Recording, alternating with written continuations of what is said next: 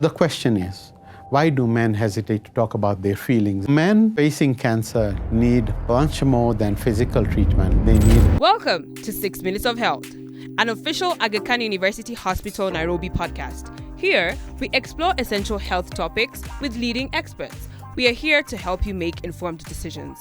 It's time to jump into today's topic. Hello, my name is Mohamoud. I'm a psychologist with the Aga Khan University in Nairobi, with subspecialties now in mental health issues, in counseling, and clinical psychology. And welcome to our topic today, which is cancer and men's mental health.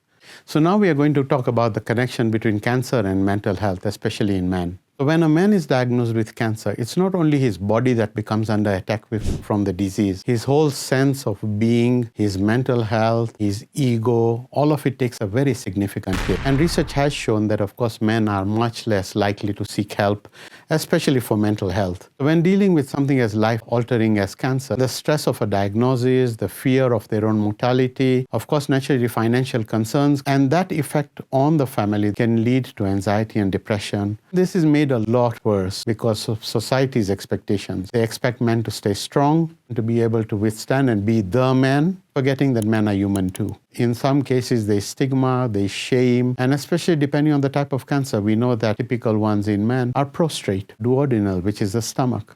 And the shame of that can make it even harder for them to open up. This in turn restricts or limits the opportunity for access to the dire psychological support that they may need. So, breaking the stigma. The question is, why do men hesitate to talk about their feelings? The problem with that is that this bottling up of emotions or shutting down the emotions and suppressing them can actually worsen outcomes. There's enough research to show support is critical in coping with such a diagnosis. And there's enough studies to show that men who address their mental health needs, especially during the treatment of cancer, often have much better coping mechanisms, not only for them, but outcomes even for the family. So what does counseling do? Counseling helps to build resilience, to make informed decisions. And making these informed choices doesn't make them weak. It makes men human.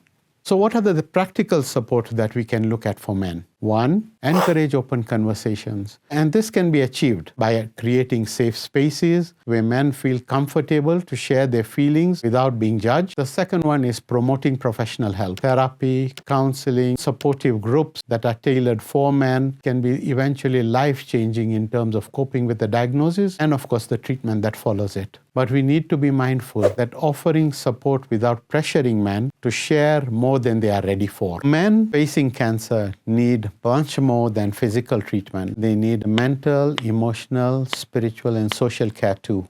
By normalizing these conversations and breaking the stigma, breaking the taboos, we can create a culture where men feel empowered to seek help. Let us all do our part. I took a short break, and now we are going to go into a Q&A. And we have time for just a couple of them. So without much further ado, I'll pick the first one, read it out. How do I deal with changes in my body and self-esteem? So we have two things here. When treatment for cancer comes in, there's going to be huge changes. Unfortunately, side effects are going to be there. People are going to lose hair. And of course, that's going to affect what we call self-esteem. Self-esteem is how you feel about yourself. So the idea is getting as much preparation in terms of knowing what to expect, preparing for it, and I'll tell you how we prepare. If somebody is going to go for chemotherapy, we know they're probably going to lose hair.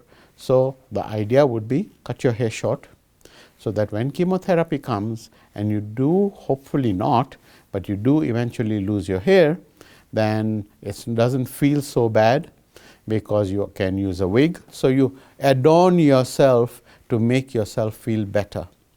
Also, going out there and being a bit brave, a bit gutsy about it, to talk about it when you need to talk. We have time for the next one.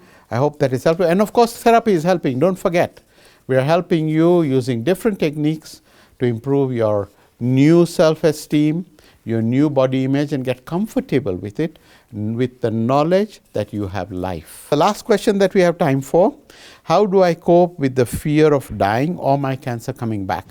And that is the most common fear that we have. One, with science today and, for example, the treatment options that you have and the trials that go on today, there is so much hope that you'll be able to lick it. Of course, it means early diagnosis means early intervention, early treatment, early cure. Late diagnosis could change things, but remember, even with late diagnosis and cancer spreading, etc., there is a way to go. There is a path that can be followed. There is treatment that can be done. Your fear of cancer coming back, that's what we do in therapy. We give you hope. We work on the positives, and God forbid that cancer is not going away and it is going to be life-threatening. We will help you to prepare for that next phase of your life and the next phase of the life of your loved ones. We'll prepare you for death, if that is what it takes. That's all we have time for today. Bye for now. Asante for spending 6 valuable minutes with us. From our Aga Khan University Hospital Nairobi family to yours, Kwaheri and take care of your health. Remember, you can find more health resources and information about our services on our website and social handles.